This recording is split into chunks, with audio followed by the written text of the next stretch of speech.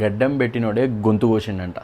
అంటే ఈ సామెతకి మీరు ఈ వీడియోని చూస్తే కంప్లీట్గా అర్థమవుతుంది. మన బోడుప్పల్ల బాలాజీ హిల్స్లో మహేందర్ రెడ్డి అనే ఒక క్రూరమైన మనిషి స్వాతి అనే అమ్మాయిని అతి కిరాతకంగా 5 నెలల ప్రెగ్నెంట్ అని కూడా చూడకుండా ఎంత గలీజ్గా నరికి చంపేసి మూసి రివర్ లేచిందంటే మీకు కొన్ని నిజాలు చెప్తాను. ఇవన్నీ చెప్పిన తర్వాత మీరు చెప్పండి అసలు మనోడికి ఎలాంటి శిక్ష చేస్తే సెట్ అవుతుంది అనేది, ఓకేనా?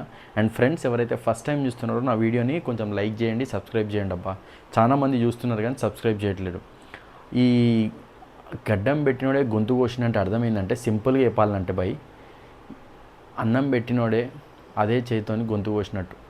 అంటే సింపుల్గా చెప్పాలంటే వీళ్ళు స్వాతి ఇంకా మహేందర్ రెడ్డి వికారాబాద్ అని అంటే మన హైదరాబాద్కి ఒక 70 to 80 కిలోమీటర్స్. అక్కడ ఒకటే ఏరియా, ఒకటే మన విలేజ్లలో ఎట్లుంటుంది ఇంటింటి పక్కన వీళ్ళిద్దరు లవ్ చేసుకున్నారు. చిన్నప్పటి నుండి ఇంటికాడ ఉన్నారు, లవ్ చేసుకున్నారు. సరే మంచిది, లవ్ చేసుకున్నారు. పెద్దలు అంగీకరించకపోయినా లాస్ట్ ఇయర్ 2024 జనవరిలో వీళ్ళు పెళ్లి చేసుకున్నారు. సరే బై, చేసుకున్నారు. ఏం చేస్తాం, చేసుకున్న వాళ్ళు సంతోషంగా ఉండాలని వాళ్ళ ఇంట్లోకి ఇష్టం లేకపోయినా అమ్మాయిల ఇంట్లోకి ఇక ఒప్పుకోవాల్సి వచ్చింది పెళ్ళి అయిన తర్వాత. ఇంకా అది కులాంతర విహారం. వాళ్ళు ఏ అమ్మాయి వాళ్ళు ఏ కులం అనేది అయితే మనకు తెలియదు, క్లియర్గా తెలియదు. సింపుల్గా మనోడు ఏం చేసినట్టే బోడుప్పల్ల సంసారం పెట్టినాక అంతా మంచిగానే ఉంది. మనోడు క్యాబ్ డ్రైవర్ నడిపిస్తాడంట. ఈ అమ్మాయి మన పంజాగుట్ట దగ్గర కాల్ సెంటర్లో ఏదో చదువుకున్నట్టు చేస్తుంది. కానీ మనోడు ఇక అమ్మాయి మీద సస్పెక్ట్ చేసి ఏదో అనుమానం పెట్టి ఫస్ట్ అమ్మ అనిపించేసినట్టు. చూసుకుంటే ఇనీషియల్ నుండి కూడా గొడవలు అయినాక కూడా మళ్ళా మన వికారాబాద్లో పోలీస్ స్టేషన్లో కేసు అయితే ఆ కేసు కూడా నడుస్తుందంట. ఇంకా ఏం కేసు అంటే ఏమంటారు, ఇలాంటి గొడవలు అవి ఉంటాయి కదా, ఇలాంటి పంచాయతీలు టీమ్స్ వాళ్ళు వచ్చి కొంచెం సంజాయిస్తే ఆ సెట్ అవుతా అన్నాడంట. ఇక దాని తర్వాత ఇప్పుడు చూసుకుంటే ఒక 1 year కింద ఆల్రెడీ ఆ అమ్మాయి ప్రెగ్నెంట్ అయిందంట. దాన్ని అబార్షన్ చేయించిందంట. అంటే ఆ ప్రెగ్నెన్సీని అబార్షన్ చేయించేసి మళ్ళీ ఊరికి వెళ్ళిపోయారంట. మళ్ళీ ఆ ఊరికేంచి మళ్ళీ వచ్చి బోడుప్పల్ల ఈస్ట్ బాలాజీ హిల్స్ దగ్గర ఉన్నారంట. మీరు చెప్తున్నా ఈ ఉన్నాం కాడికి అంతా మంచిగానే ఉంది. సో మనోనికి ఏదో చిన్న పంచాయతీలు అయినాయంట. గొడవ అంటే 21st రోజు చిన్న గొడవ అయిందంట. సరే అని చెప్పి రాత్రి వండుకోరంట, తిన్నారంట. మళ్ళీ పొద్దున్నే లేచి వెళ్ళిపోయి మన యాక్సైడ్ బ్లేడ్ ఉంటుంది చూసిరా, యాక్సైడ్ బ్లేడ్ తీసుకొని వచ్చిందంట.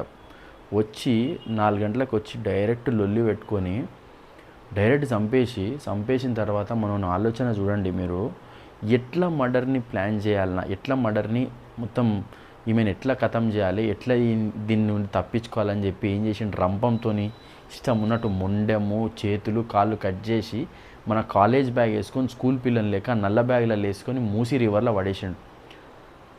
పడేసి ఏం తెలియనోని లెక్క మళ్ళీ వచ్చి ఆ బాడీ అట్నే ఉంది. ఆ బాడీ వచ్చి వాళ్ళ ఇంట్లో వీళ్ళకి ఏం చెప్పిందంటే వాళ్ళ చెల్లెకి కూడా, అరే నేనేం చేయలేదు, ఏమంటారు చెల్లి కనిపిస్తలేదు, అక్క కనిపిస్తలేదు అని మళ్ళీ పోయి యథావిధిగా వీళ్ళిద్దరు పోయి ఎతకడం స్టార్ట్ చేసి పోలీస్ స్టేషన్లో పోయి కేసు పెట్టడం అయితే జరిగింది. కేసు పెట్టిన తర్వాత పోలీసు వాళ్ళు కొన్ని క్వశ్చన్లు అడిగేసరికి దెబ్బకే ఒప్పేసుకోండి ఇక. ఎందుకంటే ఆల్రెడీ వాళ్ళు కొన్ని అడిగే క్వశ్చన్లకి మనోడు తప్పించుకోలేక దెబ్బకే దొరికేసిండు. ఇప్పుడు సరే చంపిండు, ఓకే. అరే కొంచెమన్నా నీ భార్య 5 నెలల ప్రెగ్నెంట్, అరే ఎట్లా చంపబుద్ధి అయింది? చంపేసి కోసి పడేస్తే ఏందన్నట్టు ఎలాంటి శిక్ష చేయాలి? అసలు ఎక్కడికి పోతుంది?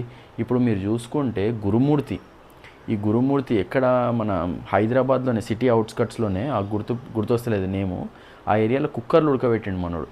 సేమ్ అలాంటి సిచ్యువేషనే ఆల్మోస్ట్. ఇదేంటంటే నాకు తెలిసి ఈ వీడియోల వల్ల ఇన్స్పైర్ అవుతున్నారా లేకపోతే నాకు అర్థం కాదు. ఇది ఏంటంటే ఎడ్యుకేషన్ కోసం అంటే జనాలు చెయ్యకండ్రా బాబు, చేస్తే మీరు ఎలా పెట్టి దొరికిపోయి మీరు కటకటాల పాలవుతారు, మీకు లైఫ్ ఉండదు, వాళ్ళకి లైఫ్ ఉండదని ఇట్లాంటి వీడియోలు అవేర్నెస్ కోసం ఎంతోమంది యూట్యూబర్లు తీస్తున్నారు. అండ్ మీడియా కూడా ఇలాంటి వీడియోస్ ప్రజెంట్ చేస్తుంది. కానీ చాలామంది ఇట్లాంటి వీడియోస్ని తీసుకొని అరే ఇంకో వీడియో ఇంకోటి ఇట్లా చేయొచ్చు అని తప్పించుకుంటున్నారు.